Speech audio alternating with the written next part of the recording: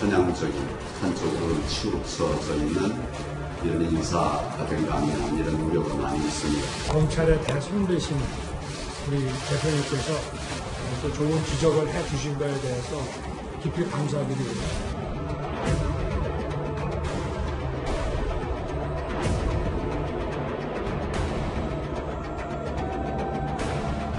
어떤 보직을 맡느냐가 아니라 내 자리에서 내가 무슨 일을 해야 할지를 잘 찾아내서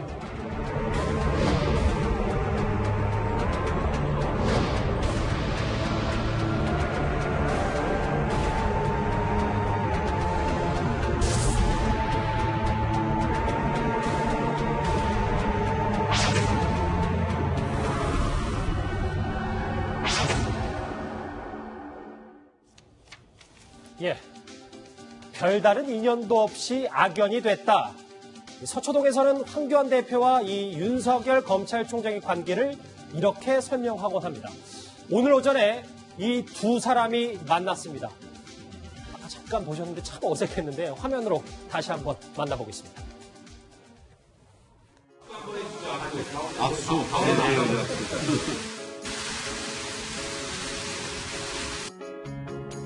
너무 이제 좀 특정 영역에 중요한 보직을 특정 영역의 검사들이 맡고 있는 거 아니냐 이런 우려가 있습니다. 편향적인 한쪽으로 치우쳐져 있는 이런 인사가 된 거 아니냐 이런 우려가 많이 있습니다. 이 검찰의 대선배신 우리 대표님께서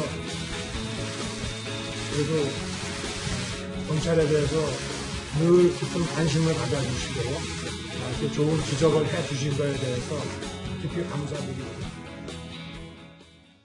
잘 보시면 두 사람이 눈도 안 마주칩니다. 정면만 보고 얘기하는데 김태현 변호사님. 예. 비공개 때가 아니라 공개 때 황교안 대표가 작심한 듯 인사 편향이 우려된다고 말했습니다. 원래 사실은 야당 대표하고 이 검찰총장이 뭐 사이가 좋다는 것도 사실 좀 어색하긴 합니다. 어쨌든 뭐 검찰총장은 현 정부가 지금 임명을 한 거고, 그리고 야당 대표는 정치적으로 반대 대척점인 사람이니까. 그런데 사실은 이 현재 정국에서 야당은 어쨌든 윤석열 총장이 적폐 수사를 열심히 한 공로로 파격 승진을 했다. 이런 시각으로 좀 윤석열 총장을 바라보고 있는 상황 아니겠습니까? 예. 그리고 윤석열 총장은 어찌됐든지 간에 지난 2013년대 국회에서 그 당시 법무부 장관이었던 황교안 법무부 당시 장관이 수사 외압을 했다. 이렇게 이제 얘기를 했었기 때문에 예. 두 사람 사이의 관계가 수월할 리는 없는 거죠. 그러니까 아마 이제 저런 모습을 전출한 것 같고, 어찌됐든 간에 그 황교안 대표가 얘기했던 특정 영역 출신들이 다 차지했다라는 건 소위 말해서 윤석열 사단이라고 불렸던 그 댓글 수사팀 그리고 적폐 수사팀, 즉 이 특수통들이 모든 검찰의 요직을 장악했다라는 지적인 거죠. 뭐 그럼에도 불구하고 일단 윤석열 총장이 자유한국당의 상징 빨간 넥타이를 매긴 했네요. 근데 조수인 부장. 네.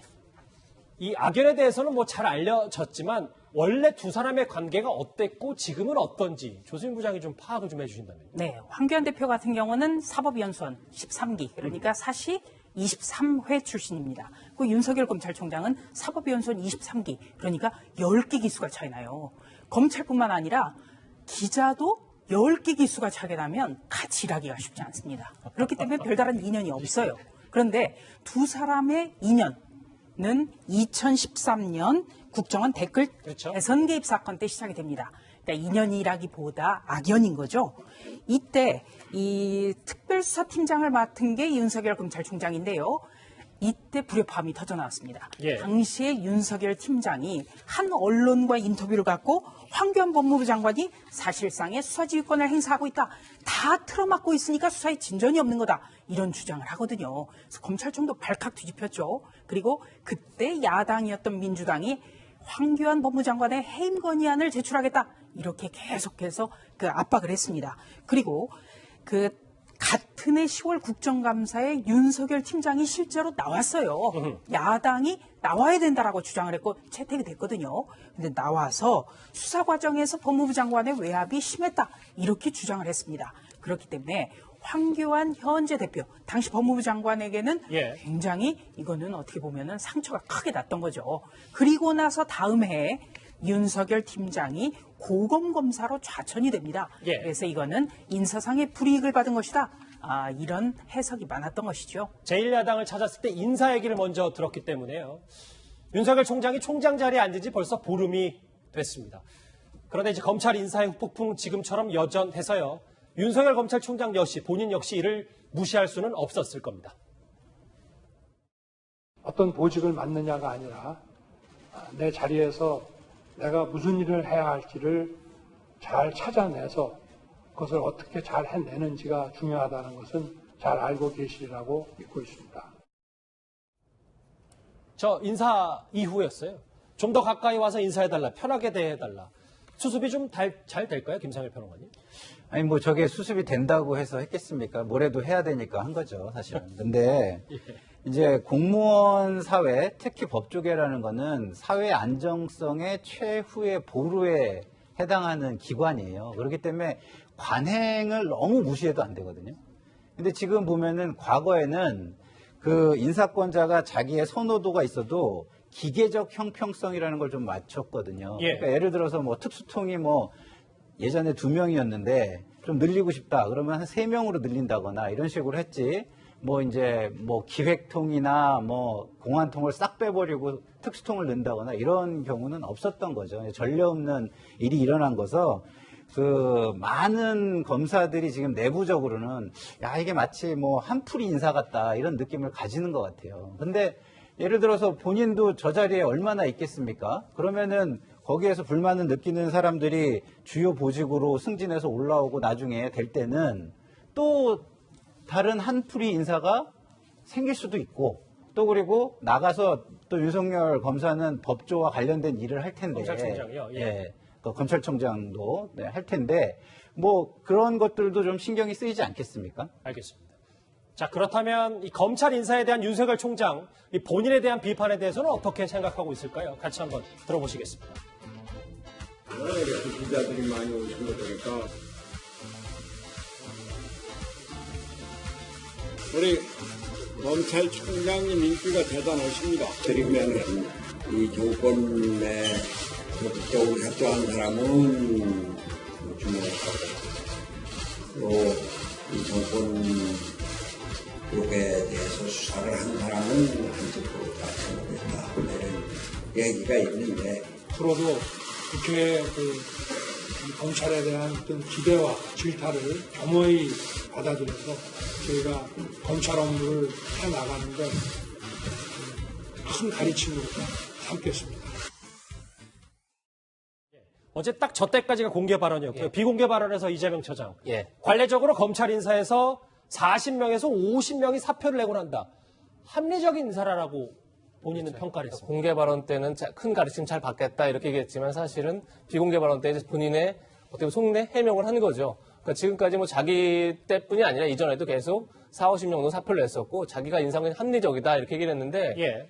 사실 합리적 인사의 기준은 어떻게 보면 두 가지 아니겠습니까? 첫 번째는 적재적소죠. 가장 잘할 사람을 가장 좋은 가장 적합한 자리에 앉히는 건데 사실 이번에 고검장, 검사장 18명이 승진을 했는데 공안통에 단 한 명도 없었습니다. 그러면서 공안 분야, 그러니까 공공수사 분야도 지금 다 특수통들을 앉혔죠. 과연 그게 적재적소 인사냐 이렇게 내부에서 비판이 나오는 거고 그다음에 권력기관에서 가장 중요한 게 견제와 균형 아니겠습니까? 그러려면 이제 공안통, 특수통들 지역에 따라서도 배분을 해야 될 테고 뭐 지역 안배 여러 가지 안배가 필요할 텐데 어쨌든 지금 외부의 윤석열 첫 인사의 메시지는 결국은 자기 사단들을 전진 배치하는 것으로 그렇게 다 인식이 됐단 말입니다. 예. 그럼 과연 그게 어떤 권력기관의 견제와 균형 인사에 적합한 거냐? 알겠습니다. 이런 의문이 나올 수밖에 없을 것 같습니다. 자, 윤석열 총장의 이렇게 비공개 발언은 거침이 없었다는 후문입니다. 이 인물에 대해서도 말입니다. 화면 만나보시죠.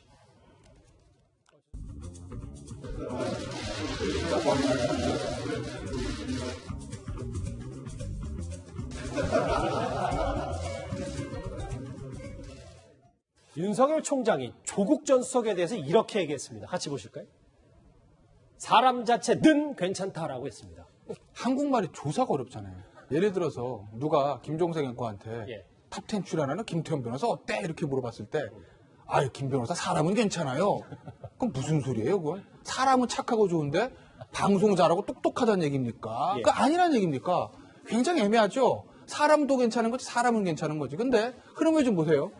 조국 법무부 장관으로 부적절하다라고 여상규 위원장이 얘기하니까 그걸 받아서 SNS로 말씀하신 건 좀 그렇다. 그건 좀 부정적이라는 개인의 의견을 나타낸 것 같아요.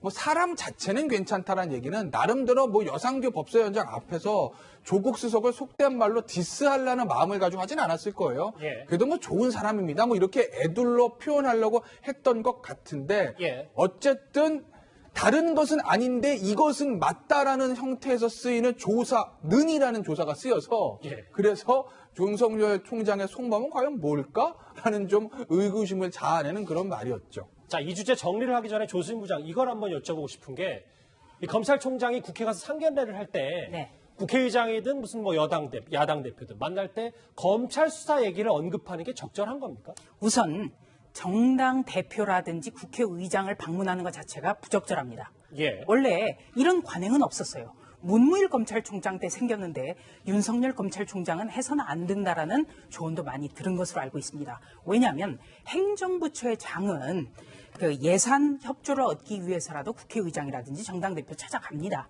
그래서 인사를 하지만 검찰총장은 행정부처가 아니에요. 항상 국회와 관련한 상황은 법무부 장관을 통해서 출석시키고 그래야만 수사의 정치적 중립성이 담보가 되기 때문에 예. 이런 만남 자체가 적절하지 않아 왔던 거예요. 그런데 찾아가서 놀랐고요. 그리고 지금 검찰에서는 이 윤석열 검찰총장이 손학규 대표와의 만남에서 40-50명 사표 낸 것이 합리적 인사라고 하는 발언 때문에 굉장히 지금 충격적이라는 반응을 내놓고 있습니다. 알겠습니다. 네.